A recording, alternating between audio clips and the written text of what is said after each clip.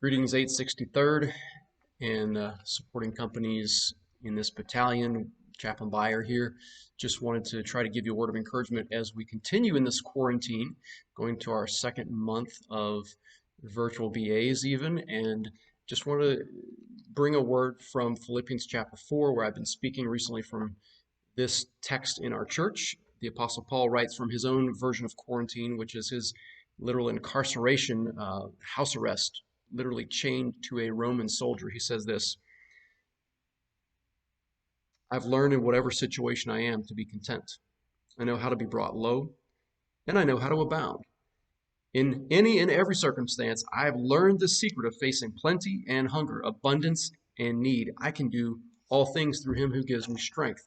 Now, this reminds me of a quote from Alexander Solzhenitsyn, the Russian writer who captured the spirit and the story of the Gulag Archipelago, that system of Russian prisons in Siberia and elsewhere across Russia, where 50, 60, maybe even upwards of 75 million people died under Soviet Russian totalitarianism. And he writes this about his own experience in prison.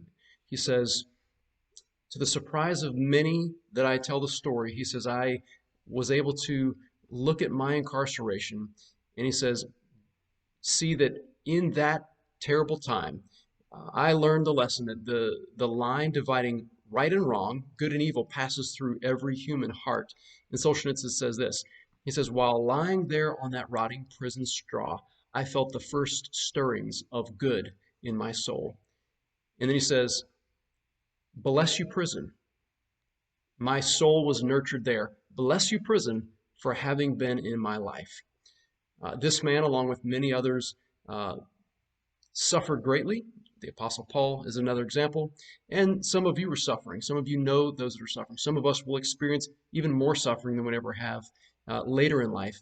But I want you to realize how that builds character and patience and endurance, and it can truly be used to nurture your soul. So learn to let your trials and this difficult experience be a teacher, be an instructor, and be a counselor to you, so that you can say, I've learned the secret of being content in any and every situation.